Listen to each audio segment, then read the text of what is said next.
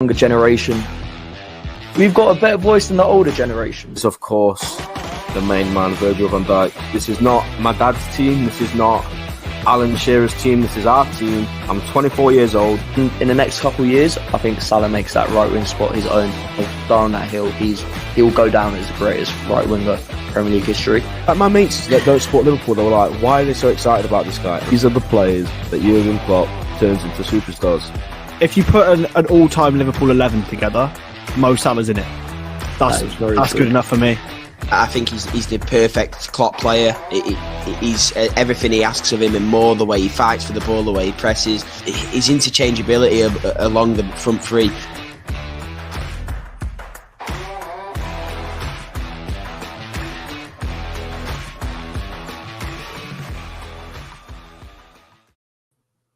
Well, people, what a day for it. Italy have been sent back. I don't know. It's, as Chiellini once said, we love this phrase. It's the history of the Tottenham. It looks like it's the history of the Italy guys. As an international team, one of the best international teams to ever exist. But why do they keep doing this? Why do they not want to go to consecutive World Cups? We do not know. But blimey, what a day, what a story. Italy dumped out the World Cup by North Macedonia. Sir Daddy, how are you? Where's Bonucci? Bonucci is getting a nice long international break. Guys, if you're worried that Ben's not here, Ben is has the old hay. Is it no? You're just ill, I think. Yeah, you're ill. You're just very ill. So instead of Ben and I'm joined by one of my favourite people, the Euro expert, the legend that is. That was nice. Yeah, I don't know, guys. You probably know him. You probably know him much more than you know me. He's, I guess, one of the smartest people around. Oh my goodness, this is lovely. I'm having a great time already. Hey, we treat our guests right here. We've learned from the top. We've learned from Grizz. Also, guys, before we get into it, I need you to smash the like button. The rumor has it Ben does not get better unless like buttons are smashed. So we're gonna need like the likes. So He's to pay for his treatment. Yeah, literally. So it's on you guys. We want Ben to get better. We want to see Ben next week. So yeah.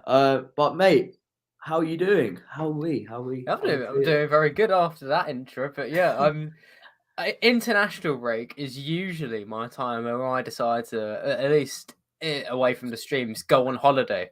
But obviously, it's been a bit more hectic this international break, so I've had to keep a little bit of an eye on it. Thank God, I was looking at just like the play-by tonight of what's happened because it seems quite dramatic. Yeah, to be honest, I'll be honest. I've actually enjoyed international football this year, mate. Like with the whole Nations League thing, whatever. It's actually been entertaining. None of your business. We want to shout out the biggest legend in chat, guys. If you could be like this guy, he's. If you don't know, just get to know. Italy in the mud. They are firmly in the mud. And yeah, guys, smash that like button. Ben's up at 8, and we want him to be healthy. Sam DeVoe, what is? Right, mate. Bit of show notes. What's going on today? Me and the Euro expert, we were going to. We are going to talk about Europe. Well, in a footballing sense, the top 5 leagues, barring the Prem, because Premier League boring. We talk about it every week. But first, we've got to talk about the topic of the night, which is Italy dumped out the World Cup. Well, they didn't even make the World Cup. Fella, what went wrong? Yeah, this has been quite funny, considering I've been reading a book recently about Italian football, and it was released in 2018, and it's like them not qualifying for the 2018 World Cup was like the lowest point ever. So I really don't know what they're going to call this, because considering they're the Euro champions, I'd love to see the last time the winners of the Euros didn't qualify for a World Cup, because that is crazy. Oh, I was looking at the lineup tonight, and I'm sort of not surprised by the back line. That Florenzi and Emerson at fullbacks, I think people who watch the Euros would think, well, they'll know that isn't first choice, because you would usually have Spinazzola and Lorenzo from Napoli. But the centre backs, Mancini, who plays at Roma, and Roma haven't got a good defence, might touch on it later. And Bastoni, who usually plays in a back three and now sitting in a back four, can sort of see, well, maybe they conceded. Although I didn't see the goal. I mean, as I said, international break is my holiday time, so I was keeping my light eye on this game. What was the goal like? I was watching I'm a Turkish national, so I was watching the Turkey-Portugal game, so I didn't actually watch the Italy game. So hearing the fact that not only did Burak Yilmaz miss a penalty to make it 2-2, but the potential to face North Macedonia has really triggered me. Oh my God, yeah, no. Because I was like, when the draw came out, I was like, right, we've got to beat Portugal, and then we've got to beat Italy. And it turned out we had the chance to beat Portugal, because I'm not gonna lie, Portugal were not very good in the second half. Yilmaz, I love him. I really love him as a man. Just the things he's done for my country, brilliant. But just absolutely bottled it. And then we could have played North Macedonia. I was going to say, like, people who might know of me, they'll either know me as Euros, but they'll know me as Alex, the guy who said Turkey would get to the World Cup, the Euro semi-finals. You're a Turkish national, I could be as high as a Turkey fan as you are. I was backing these boys for the Euros. So it makes me sad to think that Burak Yilmaz could have sent you guys to play Macedonia, and he's missed a penalty. That is shocking. Yeah, it is. I think, to be honest, mate, I think I was with you as well. I'm pretty sure I had us predicted very biasly to make the final somehow at the Euros, but we all know how that turned out. So swiftly moving on, we've had our little Italian chat. I want to talk about what's going on in Europe, because, mate, there's some really fun things going on. Serie A looks crazy. Liga, what's happened to PSG? I think I want to start there, because, like, what is that football club? Like, they make no sense. They actually make no sense as a club. All the talent, all the money, but it's the intangibles of football. I rant on about this, guys. If you know me, I rant on about this. The things you cannot pin down to data, your mentalities, your history, your aura. It's not an easy thing to have. So what's going on there? Well, PSG, you say, oh my goodness, we've got all night. We can. I think just again, people who might know me as your expert, or they might know me as that guy Alex who has destroyed PSG all season, because and Pochettino as well. I mean, to tackle from which angle? We'll cover it recently. We'll go recently. I think it's quite clear. Mentally, they've begun to fall apart. There seems to be so many rumors. There was something that Mbappe said the other day, actually, in an interview, that kind of implied, it was along the lines of, we used to win games 5 or 6-0 in Liga, but no one cares. They only care about the Champions League. And that seems to imply that the PSG players, at least ones who've been there for a bit of a while, are just done. They don't really care. Well, not necessarily they don't care about Liga, but I think they're done with the situation of everything rides on every Champions League game. Every Champions League game is essentially a final for them. And if they lose it, the season's over. They have to win it now. And last year, I think Liga was great for them, because it really pushed them. I mean, maybe that's part of the reason they got to the semis last year. And this year, we'll cover the other teams a little bit, but PSG have got in a weird situation where they've not played well at all. You will do extremely well to find anyone who's watched PSG or in France at all who says they've played well under Pochettino in 21-22 and deserve to be in the lead that they are. In fact, I was looking, they're not even I think 3 teams are conceding less goals than them per game, and I think they've scored at least 7 goals that have come in the last 5 minutes of the game, like 7 winners. Go on. Yeah, just when I look at PSG, I look at and every time I look at them, they seem to lose, but they're somehow 12 points clear at the top, and it's like, because I've actually probably been one of the rare people that have probably advocated for the French league actually being I think it's actually a very physical, very demanding league to play in. But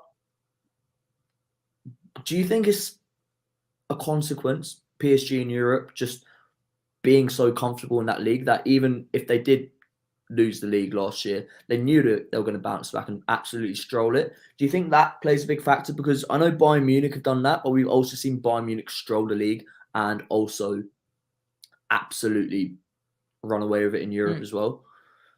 I think it might be a factor, but I will say it was very good to meet someone who backs Liga as well. It makes talking to someone on the other end so much easier.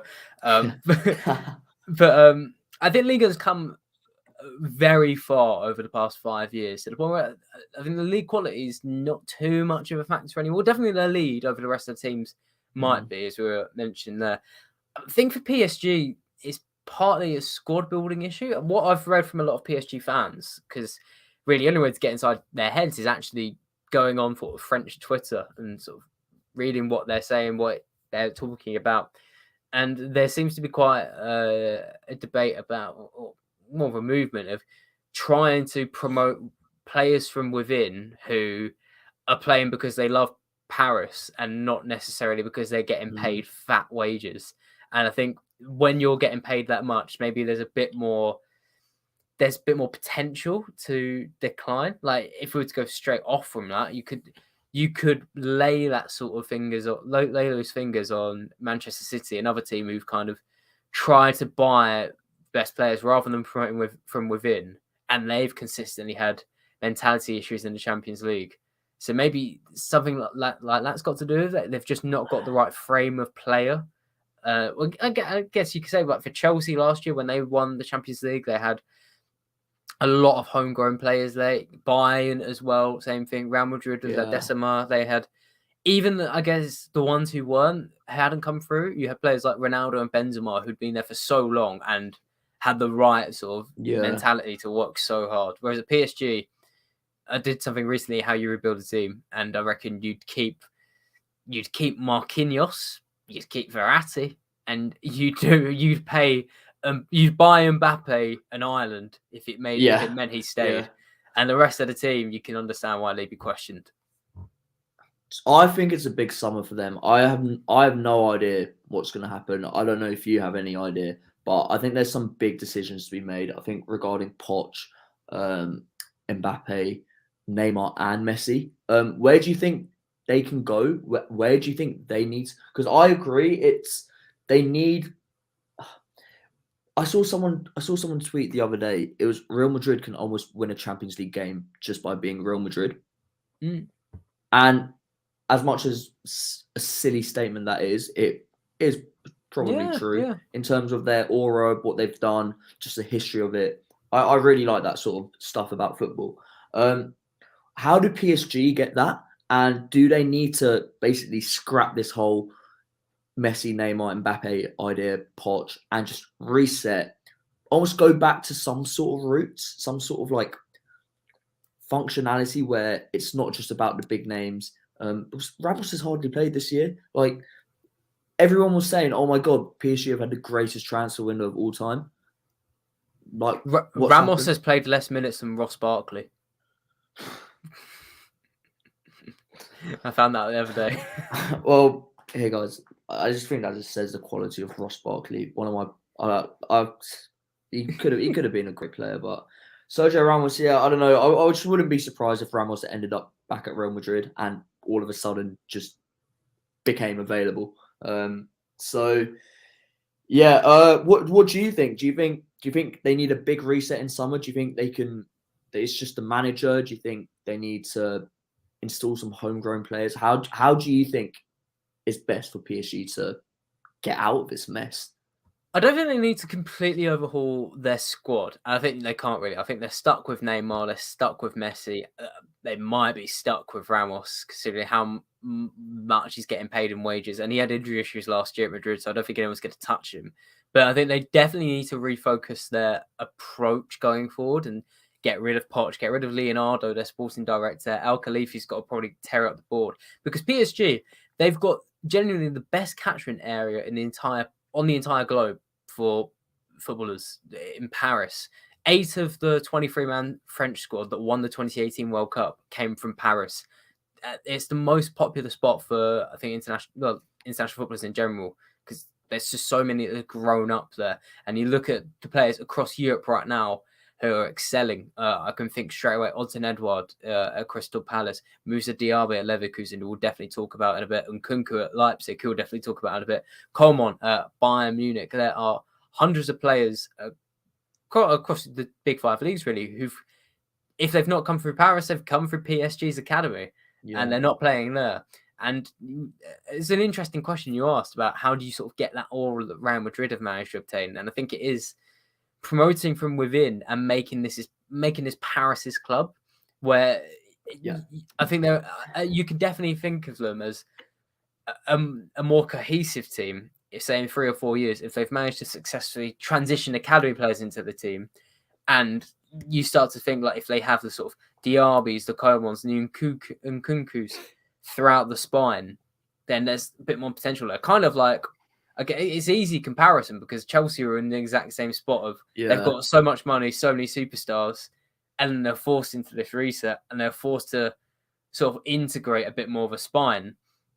If PSG are able to do that, it might give them a bit more footing on the ground, and certainly less pressure, I think, going forward. Yeah, mate. No, I think to be honest, get you in the sporting director role at PSG, I'm pretty sure you do a better job than Leonardo. The rest of France. So, can you see a title race? Can you see PSG totally collapsing? Marseille are in there. Rennes. I mean, Nice looked unreal at the start of the year. Playing liquid football. Pretty much what Lille did last year with the manager.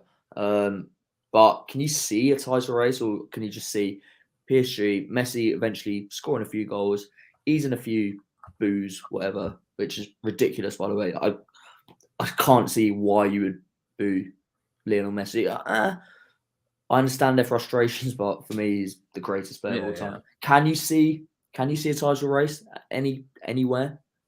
Nah, there's not long left. I was just double checking. I think there's 11 games left, and PSG are 12 points clear.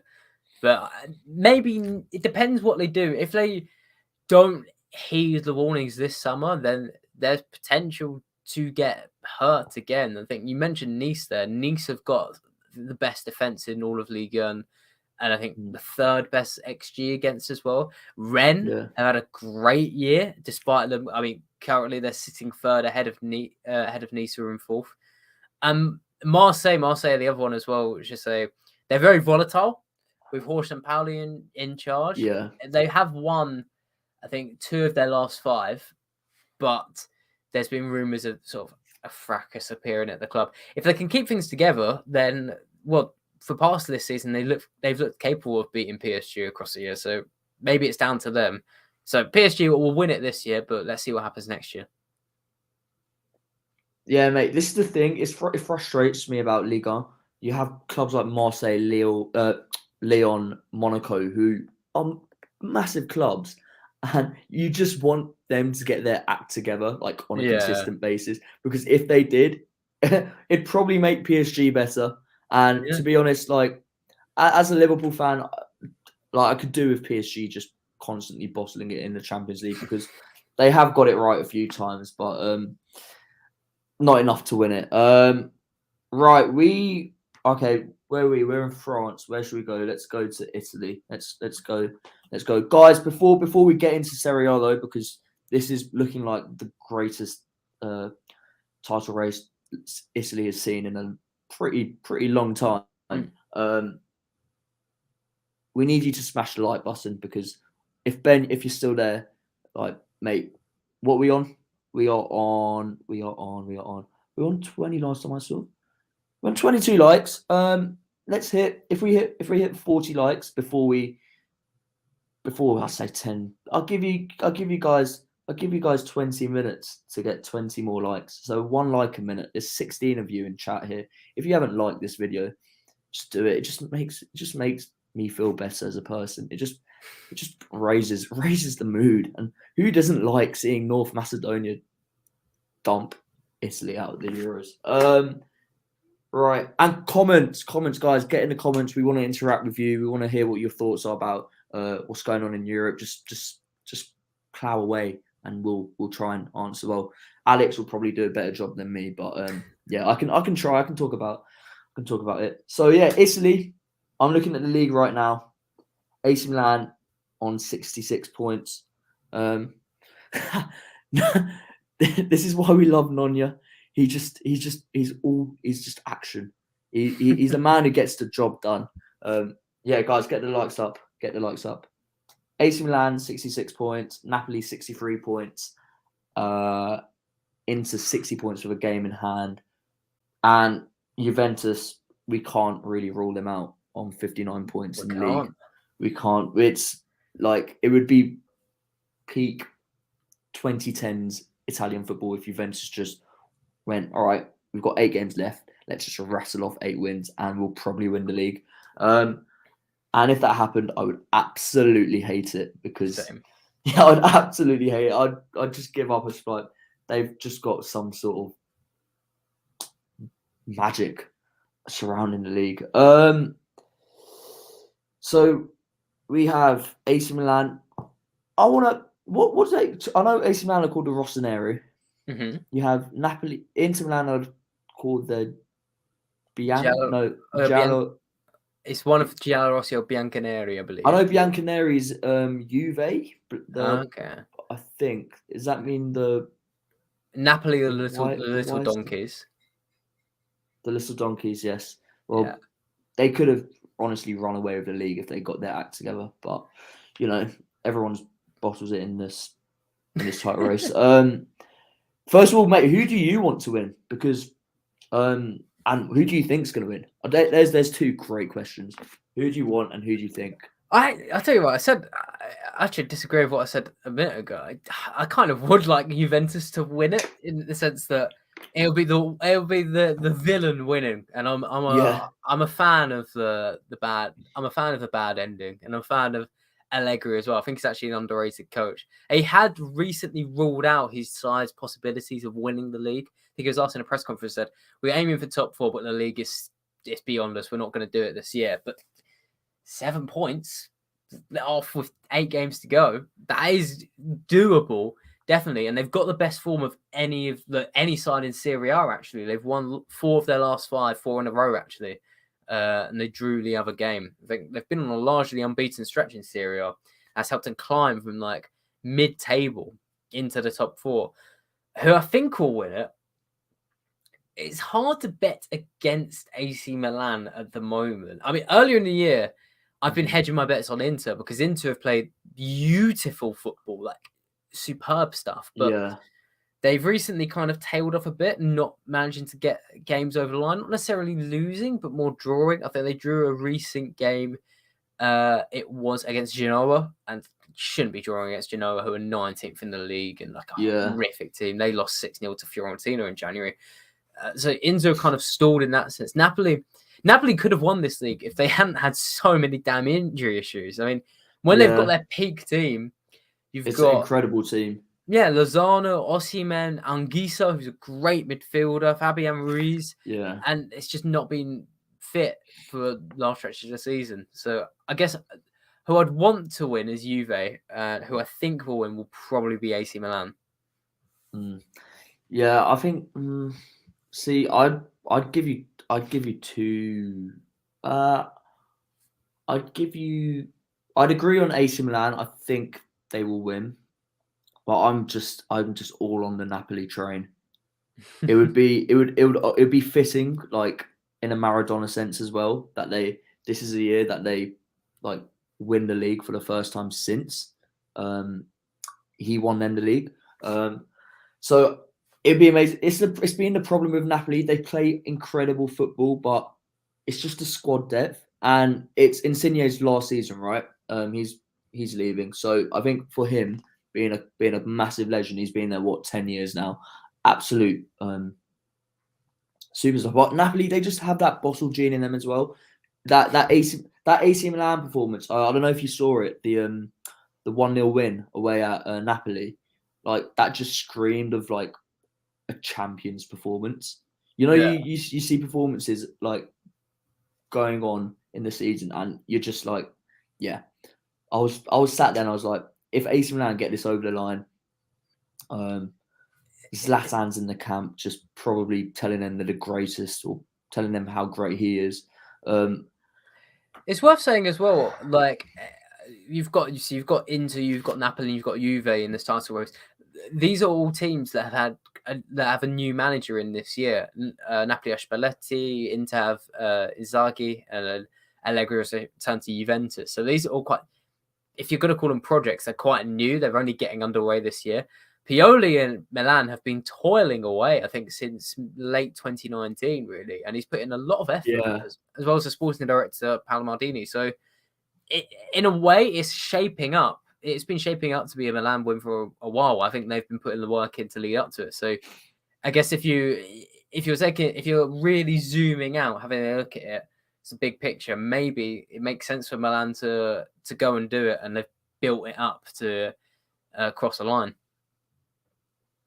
Yeah, it almost feel a bit like poetic that it is AC Milan who did it. Yeah, there's so many new managers in Italy, because I was literally about to touch on what's going on in Rome with Roma and Lazio, because I'm a big Mourinho fan, and even though he's probably tailed off a bit, I still think he's great entertainment. Like, did you see his Instagram post the other day of before the derby? It was like him taking a selfie before the game, like going smiling before the game, because I knew we'd already won.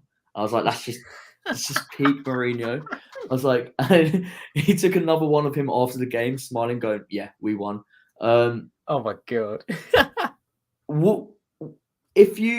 Who would you say? Because Sarri's at Lazio.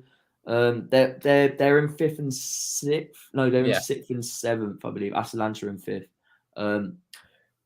Yeah, it's been neck and neck, Roma and Lazio all season. Who would you say is a happier fan base? And do you think Roma are buying into Mourinho? Do you think he has that spark in him, and he can? Because if anyone can just pull a rabbit out of the hat and just absolutely boss the league next season, I still wouldn't put it past Mourinho doing that at Roma. Tammy Abraham as well. Like, we need to talk about him and the impact he's had as a striker. But yeah, Roma, Lazio. Who would you rather be as a fan? Well, at the moment, probably Roma. I mean, Lazio. There was a time when Lazio, I think it was 1970s, they were very successful, and they famously won a title where half the squad hated each other. Like, there was 2 strikers up front and they couldn't stand each other. Yeah. So it was like they're famously quite a hateful team, especially like politically as well. Whereas Roma, yeah, I was gonna say, yeah, Roma. A fun fact though, actually, this year they had. If you know your history, you will know the former dictator of Italy. I don't know my history because his name has just Mussolini. Yeah. Mussolini's grandson made his debut this year for Lazio, and of course, I saw that. Of course, he plays on the right wing. It's great. So Roma are a more happier fan base, and it is worth touching on. I think a reason why Mourinho has been more successful, definitely been more accepted, is that in Italy, the culture on players is a little less. It's a bit more obsequious, where they're more likely to accept authority. So in Italy, it's more common for players to be asked to go on big retreats that last 2 days, where they have to stay with each other. They've got no real outside contact. They're more likely to follow instructions, and I think that works in Mourinho's favour, where I think he's allowed to kind of get that confidence, and people believe in him, I think, a bit more. Whereas in the Premier League, definitely by the end of Tottenham, you could tell the players were very split on his methods. So, and he has, in credit, his team's scored quite a few goals. Next week, his team has scored 50 goals, which is more than Juventus. And it could have been more if Tammy Abraham hadn't hit the woodwork. I think it was 7 times in the first 10 games of the season. So I'd rather be a Roma fan because I think they actually are going in a good direction. But it's worth saying, Sarri and Lazio, although they were awful in the derby recently, Sarri, when he does get the time to implement his stuff, if he's not given just a season, he generally does a pretty good job. So both of these teams will be really interesting to watch next year. Yeah, I think it's probably the thing with Mourinho is the last time he was in Italy, he dominated it with Inter Milan. So he sort of still has the credits in the bank. Whereas like in England, like he earned a bit of a rep of tailing off at Chelsea, United, Spurs. So I think it's probably refreshing for him as well, just to be back there. And like the Italian football culture is immense. None of your business is talking about the 90s Parma team. Buffon, Thuram, Cannavaro, Veron, Baggio, Espria. Tino Espria, what a striker. I love Italian football culture. I'm not gonna lie. I don't know if any of you guys like probably watched. It was Galazzo was the Italian show. Yeah, I know he's okay. James Richardson. Yeah, I mean, like they kind of brought it back. Not really, but on BT Sport on Sundays, I just love it. It's just the Italians. They just care. They just care about their football. It's like an art form. it's like how Alex approaches every match. It's just with extra detail and just a bit. You know, when you see someone just deal with something passionately, you just want to engage with them. So Atalanta, another interesting team. We are focusing towards the top of the league because that's where Atalanta, they had a sniff at the league for potentially a month. What's happened with them? Because they've sort of tailed off. Is it? Are they getting figured out? Because it's a very unique style of play they play. Is it almost a bit like what's happened to Leeds in the Prem, where I was going to say I think it's a bit more. If you look at the top 7, actually, you've got Milan, Napoli, Inter, Juventus, and then Atalanta, Roma, and Lazio.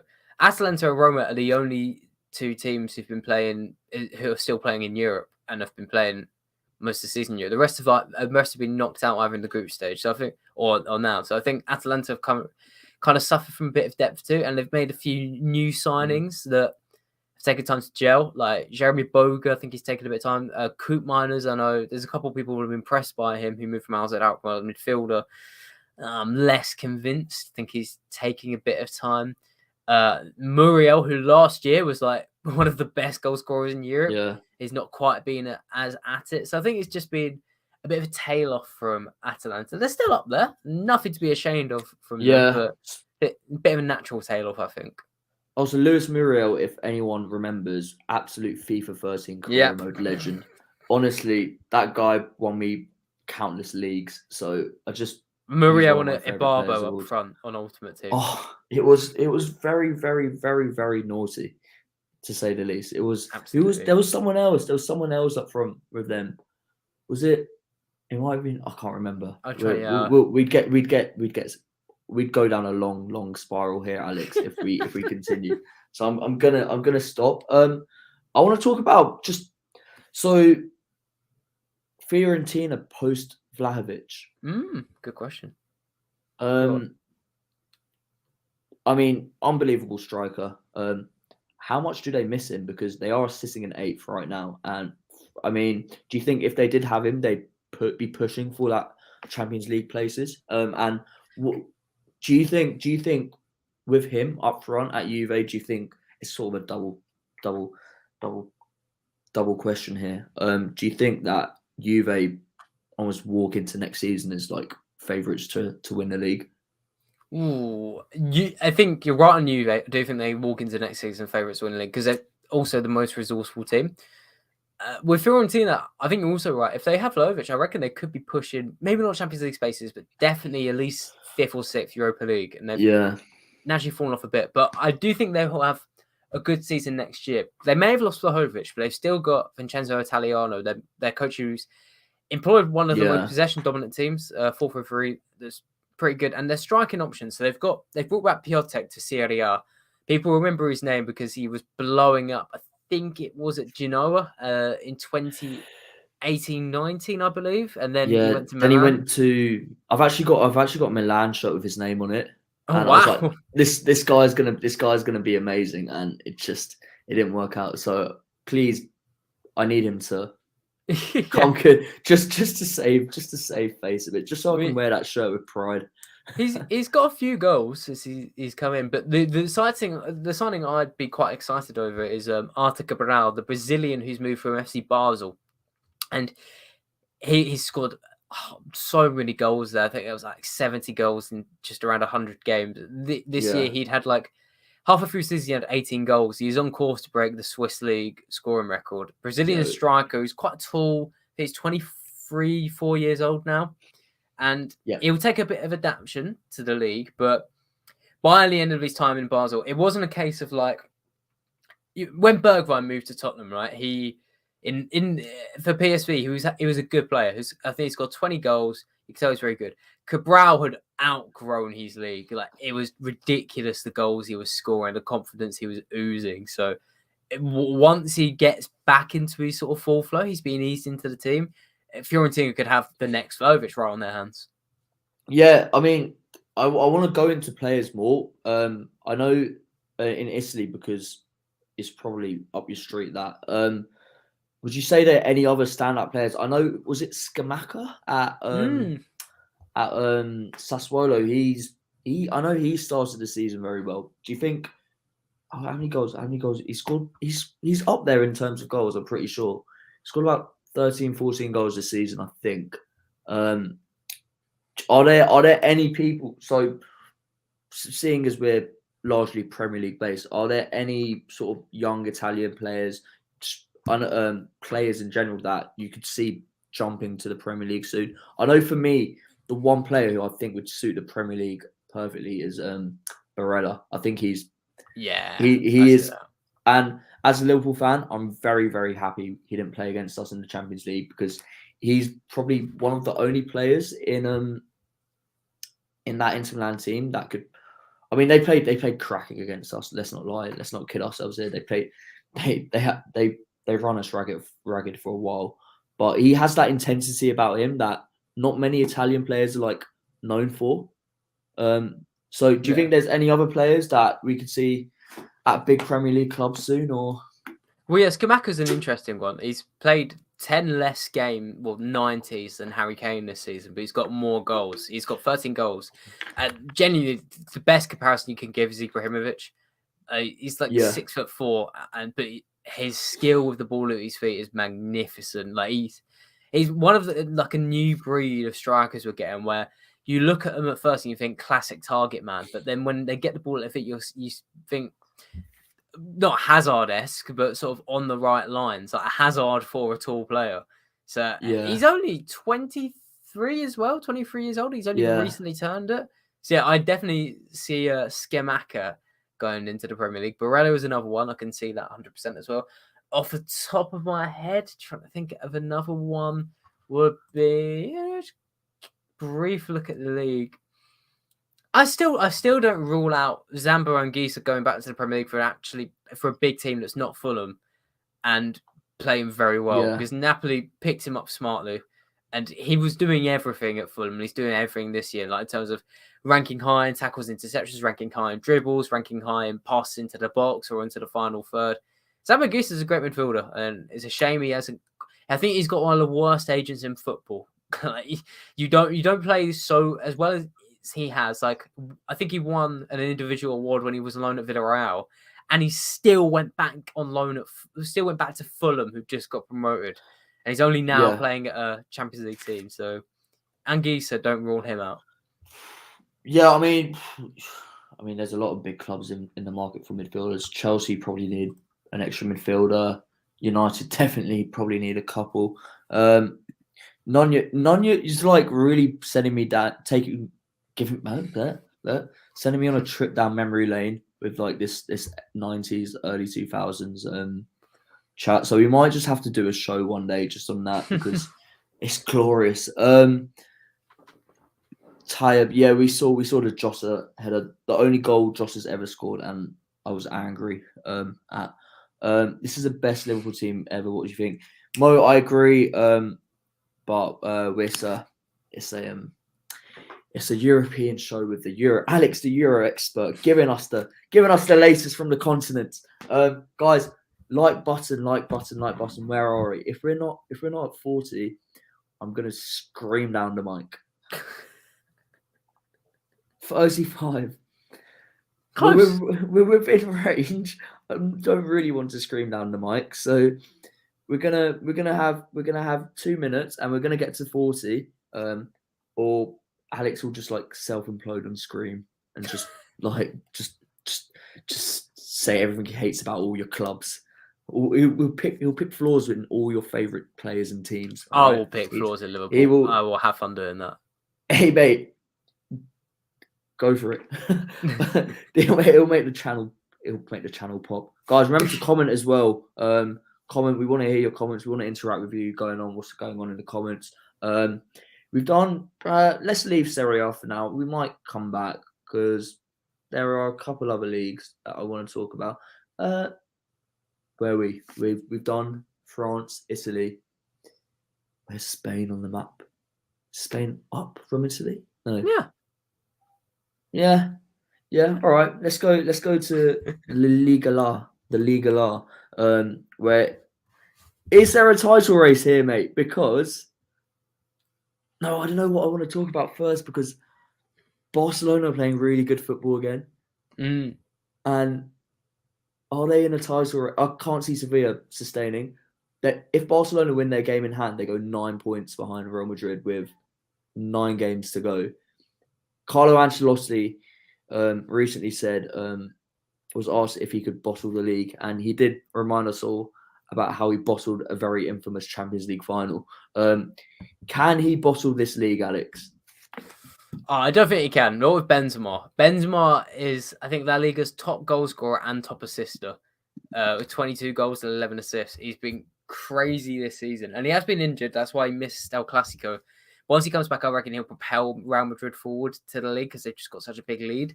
But Barcelona's revival is definitely something we have to examine because Xavi, I think many said, this guy has been coaching for a year.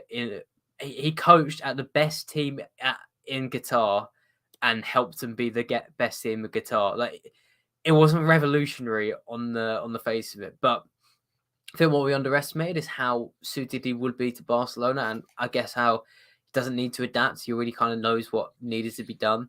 And credit to him, the football he's got Barcelona playing is fantastic. Like, you won't see him rank high in things like dribbles per game or anything like that because it's just such a well-oiled passing system. And he's nailed every signing as well. That's what I've been most impressed by. Yeah. I doubted every signing Barcelona made last January. Aubameyang has scored less goals every league season since 16-17. Like, you go down, it's just a downward curve. Yeah. And he's got Aubameyang scored. Dama Traore has someone who, when he gets into the penalty box, he gets an electric shock to his testicles. Like, he doesn't do anything in front of goal. Yeah, he's still got a Dama Traore playing well. Ferran Torres, I said, you've spent 50 million on someone who has shown promise, but not consistently, and he's getting Ferran Torres to play pretty well as well. And Dani Alves, you got the 40-year-old Dani Alves. The most Barcelona thing they could do is waste their money on this 40-year-old. Oh, actually, he's playing quite good. So there's nothing I can do at this point but commend Xavi. They've won 5 of their last 5 games. Madrid have Sevilla in front of them have drawn 4 of their last 5. So I think Barcelona deserve to finish second. And it looks like they could win the league next year. I hope they win the league this year, mate. That'd be incredible. Nah, they won't win it this year. They won't win it this year. I'm going to throw it out there, guys. I think Barcelona are going to win the league this year. They're going to win the Europa League this year as well. Real Madrid fans are going to start crying. But at the same time, I won't be surprised if Real Madrid bottled the league and then won the Champions League just because they have that heritage, as we say. They have football heritage. And Benzema just looks like the best striker in the world. To be honest, it's quite scary to see him and how well he's playing. Barcelona, their signings, I agree. Like you'd think Xavi would like focus on really like intricate, like neat, tidy footballers. He went out and got Aubameyang, who's a very good footballer, but you'd probably associate him with being more box sort of heavy, which I kind of guess suits the system. Adama Traore, like absolutely explosive 1v1. Like Ferran Torres, very direct player. I know he was in Guardiola's City, so that always helps. It was like Xavi. Was it when they beat Atletico 4-1 or something a couple months ago? It was just like Xavi's got Barcelona playing really good football, and he's also introduced pace and power to La Liga. Yeah, I see what you mean. He's made them a lot quicker, I think. And players like Pedri is just ridiculous. Pedri looks fresh. Pedri is not. I'm not going to say he needed to get injured, but he needed time off because last year, what was it, like 70-something games? Something stupid. He had genuine bags under his eyes. I saw him against Barcelona. He looked happy. He looked like a happy man.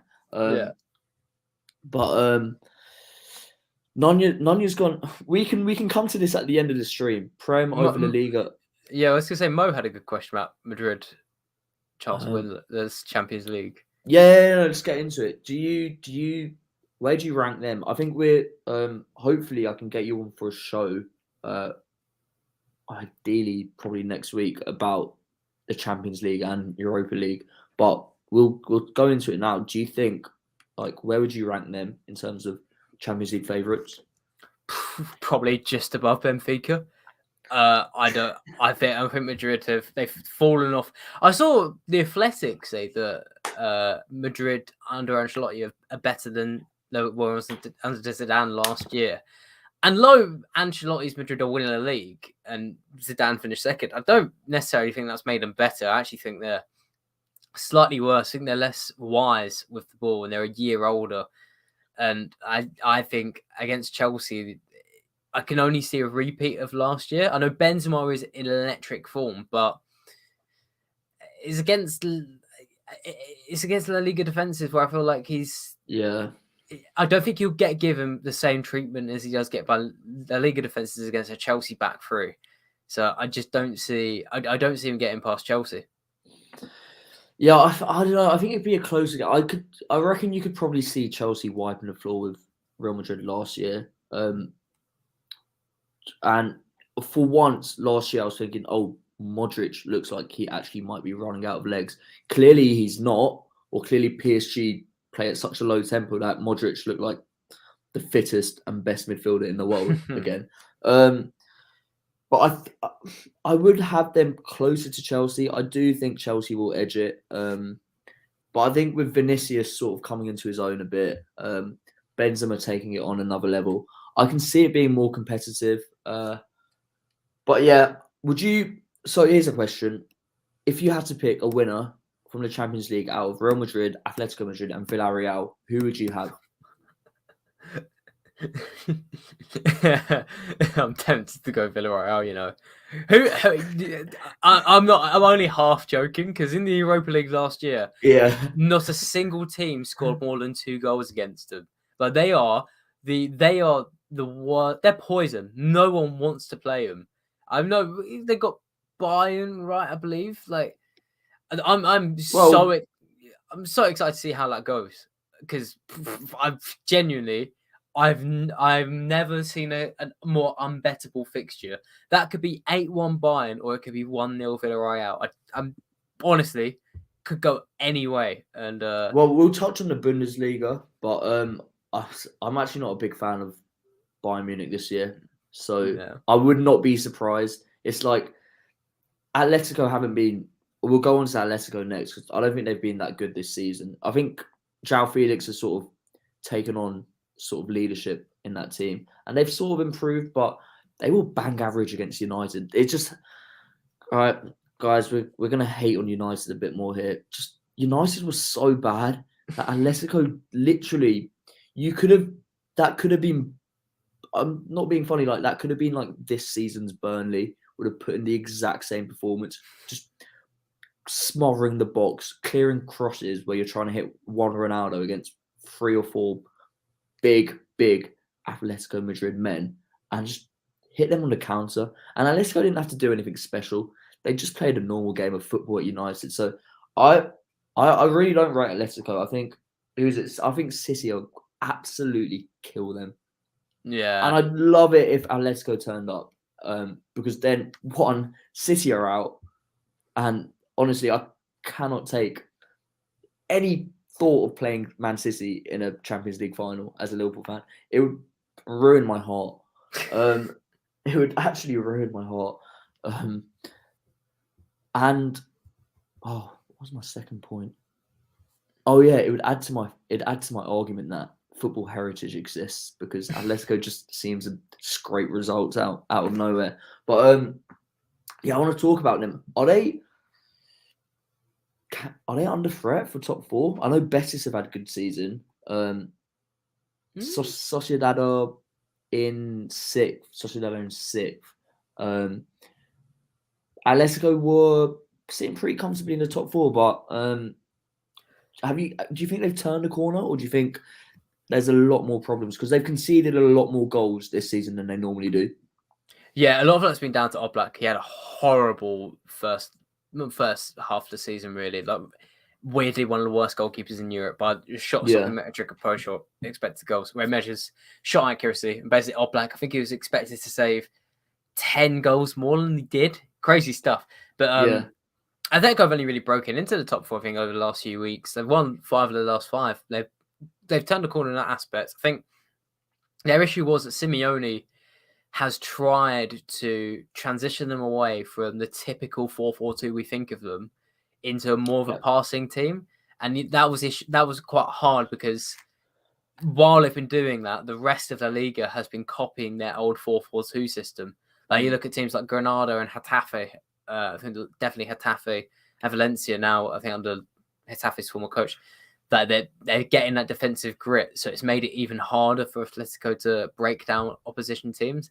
I also think they'll go out against City, but I will throw out the fact I think the last time Simeone played Pep was when he knocked out his Bayern Munich back when. Oh, yeah. So I think maybe there's a bit to it, but unless it's a side note, but I'm never going to bet Manchester City to win a Champions League game because I cannot trust that man, Mr. Pep Guardiola. Yeah, I can't trust. I think he's a madman. I think. I'm sorry, mate. I've completely cut you there. Yeah, that's all right. But I think this man, he's as much of a genius as he is. He's an idiot. He's an idiot, and I think he loves his ego, and I think he loves doing things so he can subconsciously say to everyone in the media that's gone, oh, you can't win the league with a striker. I'm writing I've started a newsletter, guys, and literally my first discussion thread was called "Does Pep Guardiola love himself too much" or something? Because what was it against Barcelona? He went to Barcelona in 14-15 and went man to man in defense against Messi, Suarez, and Neymar. He got absolutely shredded to pieces. Do you think he can get City over the line? It's a bit like PSG. It's heritage, guys. Heritage exists. These things that don't exist in football. They're like spiritual forces in football, guys. You can call me crazy. You can call me a madman. We do mad on Grizz Khan TV. And that's why you guys should like this video. Do you think he can get City over the line, or do you think it's because they have been to the final? That does play a part as well, yeah. Of going to the final because if you look at most teams, I think who've lost Champions League finals, I mean, you could do it really. You could go back to all of them. You've got City last year, PSG year before, Tottenham year before that, Liverpool the year before that, and then Monaco, was it? Nah, I think it's Monaco. I think it's in the final would have been like Juventus, I believe, or Atletico.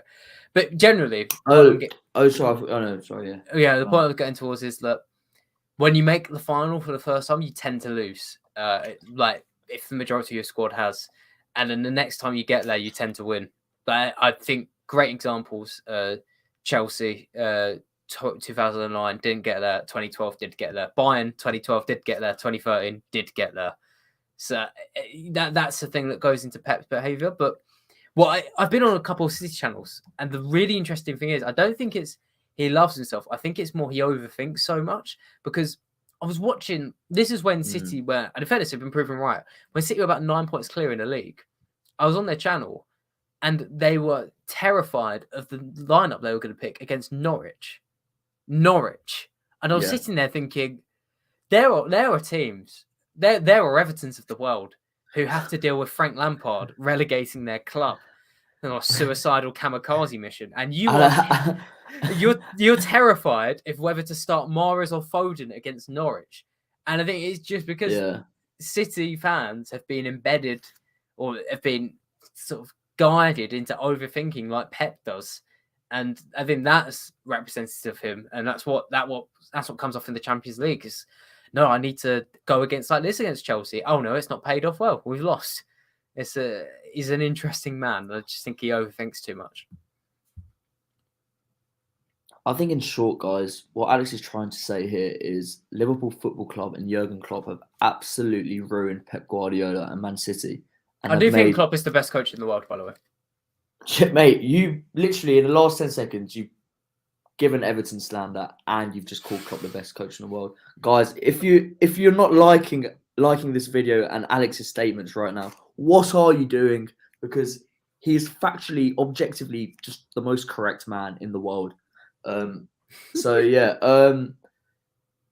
Although I do say that half jokingly as well. I do actually think Jurgen Klopp has somehow just given Guardiola problems that Guardiola thought, oh, I'm away from it from Germany. But then like it's just a sort of kryptonite to the Man City method. And I think, to be fair, Guardiola's then had to really overthink and sort of, I think, taken Man City to a stage where parts of the Man City team remind me of what the Liverpool team's all about, which is that hard, like, counter pressing, that really, like, just quick turn. I mean, all his teams have always been about getting the ball back as soon as you've lost it and keeping it.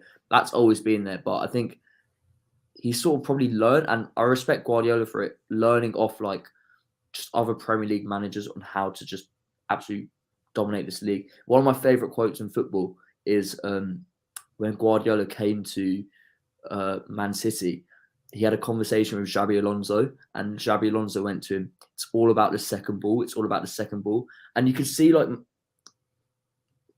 he probably took that on, but probably didn't realise how hard the Premier League was at the start in 16-17. So, like, while his Man City team were playing ridiculously, like, Guardiola football, at the same time, it sort of took him, it took him a season, really, to sort of really understand that sort of aspect of the English game. Sorry, I've taken us down a very, very long tangent there, mate. But that's what normally happens on this show. Anyone else in the league we need to keep an eye out? Players, teams. I know you talked about Granada being. They've had quite a good season, I think. Or have they? No. Yeah, Granada have been in the bin, but Valencia have been a bit more interesting. They're currently 9th. I think that Gonzalo Guedes there. I think he might have played for Portugal tonight. He might have been selected at least in the squad. I think he's had forever. Yeah, he's not that old. I think he's in at 25, but you think he's hit over 10 goals and assists this year. Mallorca's an interesting team as well. They fall into the relegation zone, which is quite sad to see because they had a good start to the year. They've had Kubo and bloody hell, Kang In Lee there. Been two quite interesting players, but in and out of their side. They had good starts to the year. It's a bit of a shame to see Mallorca fall down, I must say. Any young talent in La Liga you reckon is going to be the next big name in? I imagine. Go on. Go on. I was gonna say take the coward's way out in a sense, but it's hard to think of a young player in La Liga because it's the oldest league in Europe now. It's older than Serie A. The average age is over 28 years old. There's very few youngsters in that league. Yeah, no, it's a bit of a retirement home, isn't it? What's happened to Isco? Oh God. Sorry, that just came out of my head. What's happened to Isco? I think he suffered from the Samuel and Titi problem, where injuries and lack of playing time has seen his value tank. Question: how much do you think Samuel and Titi is valued by on Transfermarkt? And before you guess, I'll give you a barometer. I will get Ross Barkley, who popular guy tonight. Yeah, Ross Barkley on Transfermarkt. Bear in mind how dead his career has been, is valued at 13 million euros. How much do you reckon Samuel Umtiti is valued at, considering he won a World Cup in 2018 and he's still at Barcelona? Okay, I reckon it'd be quite high still. I'd probably say about 60 million euros. 1.8 million euros. What? 1.8 million euros. Why? I have absolutely no idea.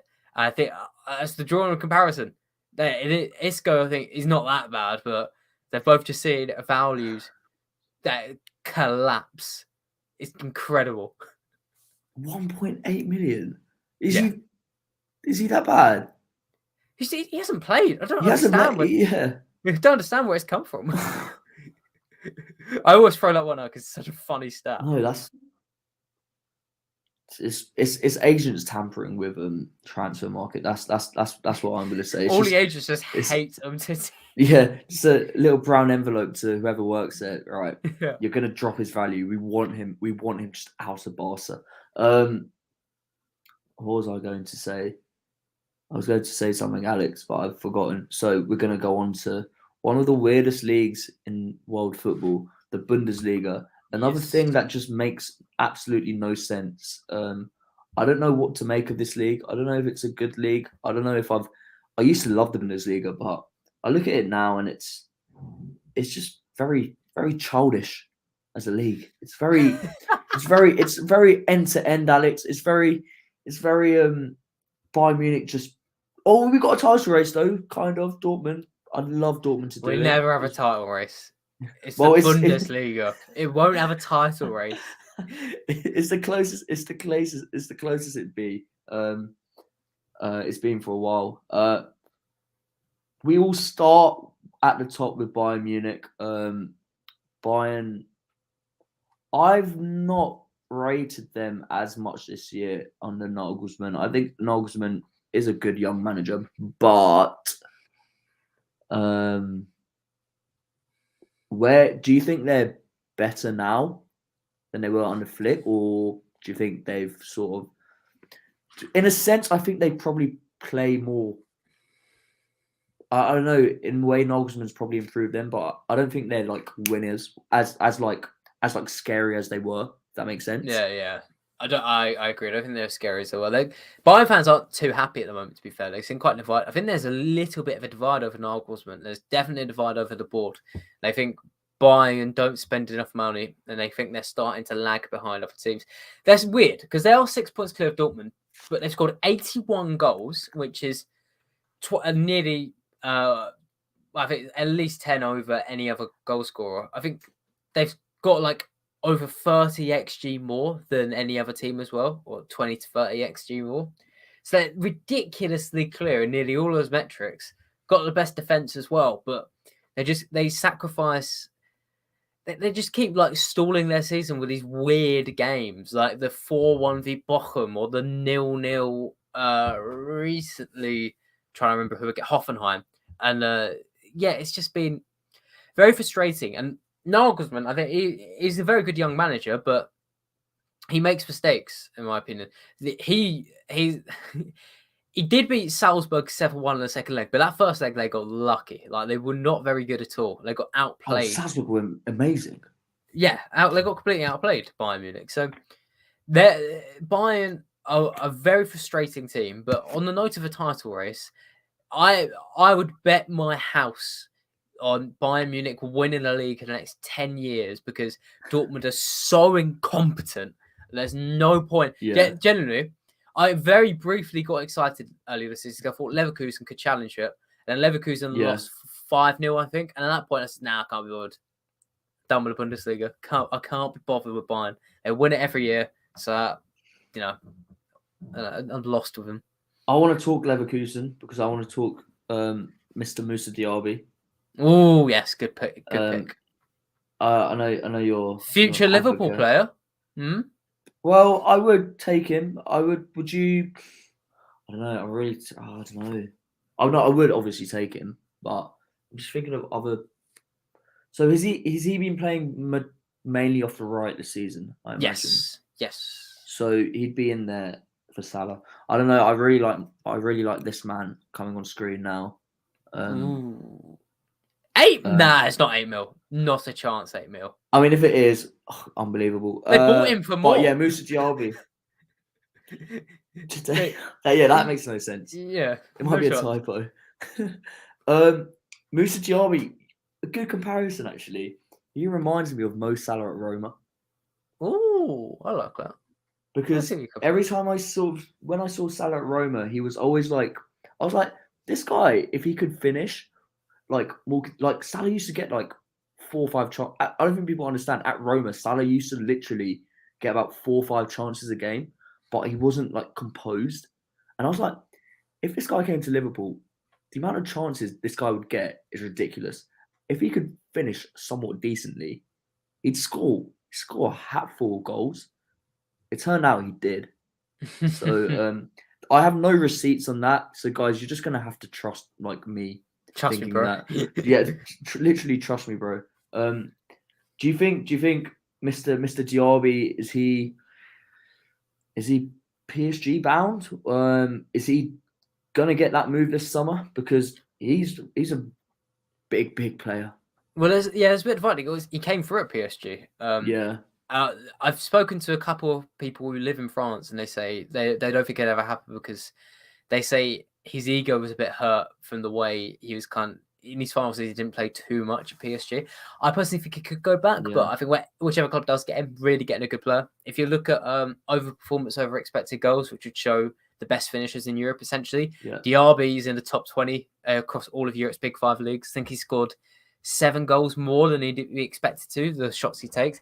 He just gets ferocious power on his shots, and he's such a nitty dribbler. Like, he's great at just escaping through tight little gaps, and his speed is terrifying. And the vision as well to play the passes in behind. He's a great player, and he's still quite young. I did a full YouTube video on him, actually, like a biography on him, working through his background, how he got to Leverkusen, etc., etc. I think he took a little time to sort of settle there. All got going. I think he's Liverpool material. I think I ended that video saying a little segment saying why he'd be perfect for Liverpool. I could easily see him off the right. I'm not sure. Maybe he'd go to be back up to Salah, but I definitely think long term he'd work there. Well, yeah, it depends what happens with Salah. Obviously, I want Salah to stay, but look, there could be a world very soon where Mo Salah is not at Liverpool. So we need... Guys, it's the harsh reality of life, okay? I've been through Torres. I've been through Suarez. I've been through Coutinho. I've accepted that sometimes, no matter how big Liverpool may be in our hearts, sometimes people just don't want to be here forever. But I'm sure Salah does. No, Salah does. Salah wants to be here forever, guys. So on that note, smash the like button, because if you don't, right, guys, I'm going to say it right now. If we don't get 50 likes on this video before it's done, there's going to be, like, the chances of Salah leaving will just increase. So the more likes we get, the more likely is that Salah's going to stay, essentially, because Mo Salah watches these videos. I'm pretty sure. The more likes you get, the more zeros FSG add to his contract. Yeah, literally that. So Ben Zandowski said, "Get the likes up, people." You'll never walk alone. Mo Salah, I know you're watching. You'll never walk alone. Please stay, my friend. Leipzig, Mm-hmm. 4th place. You know what? Leipzig are boring. I want to talk Freiburg. Freiburg are in 5th. Freiburg, okay. I don't know if you want to talk Freiburg. Yeah, we can do that. They are notoriously, I don't think they've been really European challenging. They've been sort of mid-table, bottom table, if that makes sense. Are they having a nosebleed, or are they like seriously good things going on there? Seriously good things, I'd say. I mean, their manager has been there a very long time, Christian Streich. I think he's been there since 2011. Definitely one of the longest-serving managers across Europe, maybe just behind Sean Dyche, who knows. I think it's just got quite a well-oiled system going on there. There's no proper standouts. There's a couple. I think it's Nico Schlotterbeck, left centre back. He's all the rage in Germany at the moment. Got a powerful defender. Reminds you a bit of Rudiger, I'd say. Hybrid between a left back and a left centre back. Could play a back three. But yeah, there's no real standouts going on at Freiburg. It's just good coaching and a good system that's worked out. And I think that's what you get when you have a stable manager who stays in place for such a long time and is able to build his team and his image. They're saying 5th at the moment. I'm not sure they stay there. I mean, it's hard to bet against them alone. There's only 8 games. I think there's 8 games left in the Bundesliga, 7 or 8 games. 7. They play 34, don't they? Yeah. I always get mixed up. Go. Always get mixed up from 27 if you have 8 or 7. But either way, they might get caught by Frankfurt. But right now, yeah, they've had a good year. They've definitely been eye-catching. There are times where they're like 3rd and 4th as well. But yeah, hats off to Streich and hats off to Freiburg. Yeah, big up Freiburg. There's some big teams lurking in the bottom half. Notoriously, Hertha Berlin 16th. Any chance of them going down? Wolfsburg are interesting because, like, I always think of Wolfsburg as being a big club, but they seem to just never get it right. The really interesting thing about Wolfsburg, so I've got a very good friend. I shout him out, Adam Kahn. He's a German, with I think an American family, and I speak to him quite a lot. And he says, the interesting thing about Wolfsburg is that they've got a lot of money, but it's just, we don't say plastic in an insulting way. They've got a plastic fan base, but I don't think the fans will be offended by that. That it's very artificial and there's not many fans of the team. So they're always a bit volatile and there's always a reason why a player might leave there. This year, it's kind of all fell apart. They started with, I've got his name. Mark van Bommel was the manager. And it started well. Yeah, started well. Then it went bad very quickly. And they had to sack him. And yeah, they've been bouncing in and out of the relegation zone. They've got things together. They've got a couple of good players in. Jonas Vind is a Danish striker. I'm saying watch out for now. He's a young forward, 23 years old. Last year in the Danish league, I think he grabbed 20 goals from central attacking midfield striker. I've definitely got an eye on him. I was going to say he was in the Danish Euros squad, wasn't he? He might have been, yeah. I think so. I feel like I saw him at the Euros. I don't think he started. Potentially. I'm trying to think. There's another Wolfsburg. There's a few Wolfsburg players actually. Arstav Ronks, he's a player to watch out for next year. Young Belgian midfielder. He's probably one you've signed on career mode because he's got 5-star weak foot. He's quite talented. Looking forward to watching him play a bit more. But yeah, let's move quickly on to Hertha because they're essentially the Everton of the Bundesliga. They're the team where it's you throw all the money, very rich owner, and then whatever player you throw there, they get set on fire and they fall apart. Besides Matthias Cunha, nothing good comes out of Hertha Berlin. 16th at the moment, so in other leagues, if you don't know, besides that Liga and Serie A, so Bundesliga, Liga and Sorrow, there's a relegation playoff. So if you finish 3rd from bottom, you go into a playoff match against the winner of the playoffs in the 2nd division. So there's still a chance they'll stay up because I think Arminia Bielefeld will probably go down. Greuther Fürth will definitely go down.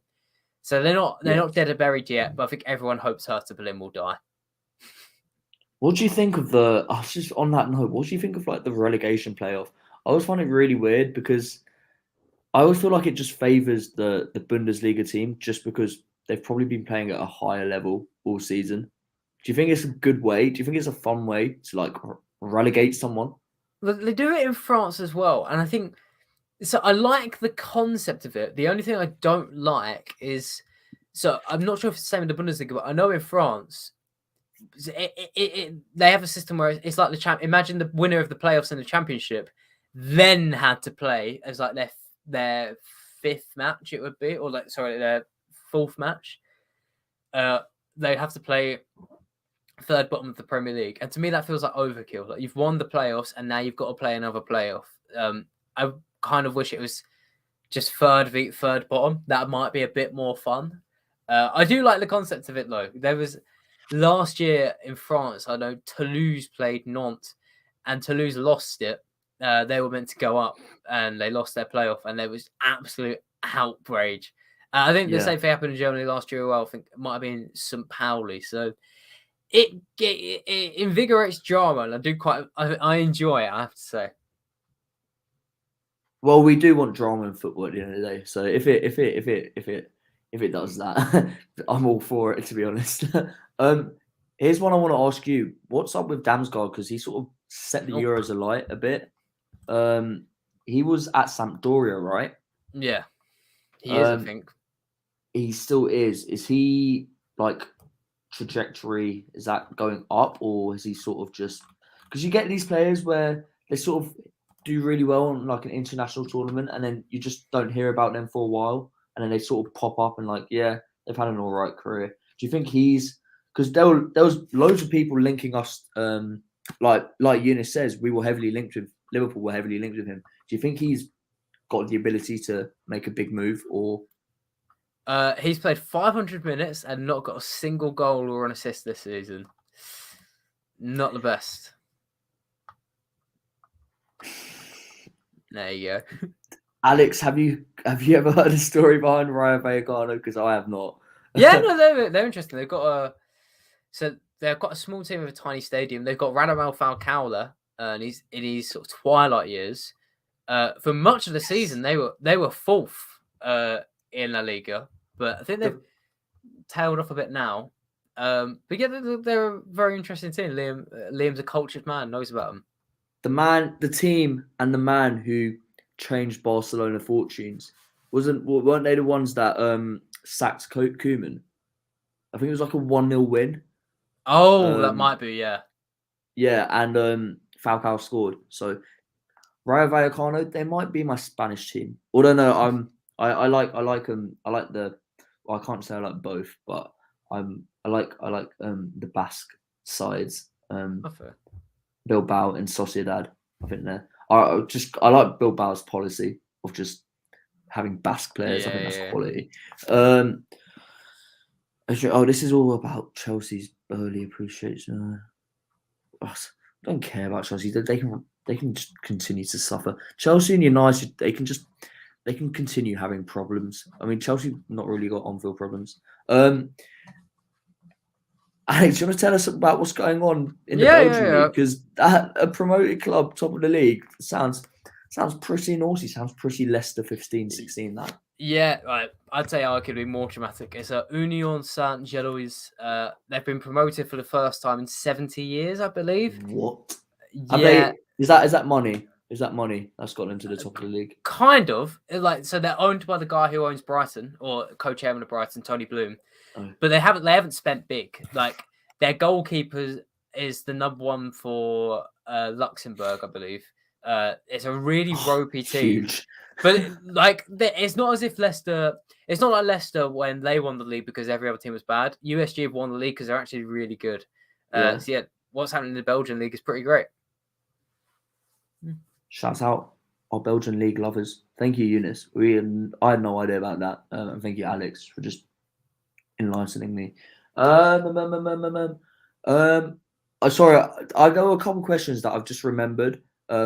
Thinking back, I want to talk. We're going to go back to La Liga because I want to talk Ousmane Dembele with you for a bit. Yeah. I think we'll probably wrap up soon, guys.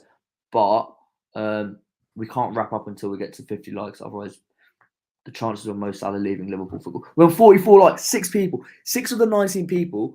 If you like this video right now, 100% chance Mo Salah stays at Liverpool. Like, not even kidding. We need those 50 likes. And then we need 100 likes on the video after. We need to keep hitting them. Keep making Father Grizz happy. We need to please them. We need them 1K. We need them 1K views and the 100 like target. So otherwise, Grizz will just have a word with me and Ben in the DMs and tell me off. Right, yeah. Quickly, Mr. Dembele. He seems to have resurged. Moussa Dembele, did you say? No, Ousmane. Ousmane. Yes. Yeah. I heard it was because he got married. I don't think that is the case, but it could be. Is he going to be that world beater that we all want him to be? He might be. He's got 9 assists now in La Liga. He's looking really sharp again. Like it is just a case of like 5-star weak foot and FIFA. The guy's tremendously bow-footed. Well, he tore apart Nacho in El Clasico because he was able to just. Nacho had no idea if he was going to try and cut inside or go on the outside. I think one of his crosses, in fact, led straight to a goal, just going on the outside and whipping it in. So he's beginning to look like the player we all thought he would be. And yeah, I think it's down to Xavi. Xavi's really done well to reinvigorate him, reintegrate back into the side. Because at the end of January, it looked like these two teams were done. Laporta was publicly saying, the Barcelona president was saying, Dembele needs to go, needs to make up his future. We can't keep him at the club anymore. And yeah, credit to all parties involved. It seems like he's back in the team and he's playing his best football. Yeah, guys, let's just reminisce about what Barcelona did to Real Madrid because that was pretty huge. I'm not going to lie. I don't know. Is my I think my connection's a bit bossy. Oh dear. I've got one more question for you. What's the question? Benzema or Lewandowski? Right now, who do you think would, saying they're the two best strikers in the world, who would you take right now as the best striker in the world, if you agree they're the top two? Probably Lewandowski still. Benzema's got 22 goals. Lewandowski's got 31 goals. No, go on. Oh, God, sorry. Yeah, 31 goals in I think it's 31 goals in around 26, 25 games. But Benzema's playing at an elite level, but Lewandowski is just something else. Like, he's so clinical that I think I trust him with more chances than I do with Benzema, even if Benzema is like right at the top level still. Yeah, I don't know. I really like, the more I see him play, the more I like Benzema, just because he actually just contributes. I don't know. It's a personal preference. It's hard to explain, guys. Just literally, just trust me, bro. Again. Right, we're gonna wrap up shortly, but I've got one thing I need you to do for me. I need you to give me your boldest European League prediction for the rest of the season. Like, what do you think is the craziest thing that could happen in any of the European leagues? We could be talking Serbian league. We could be talking, I don't know. Ideally, the bigger leagues, but you know. We'll go PSV to win the Eredivisie and beat Ajax. They're currently 2 points behind.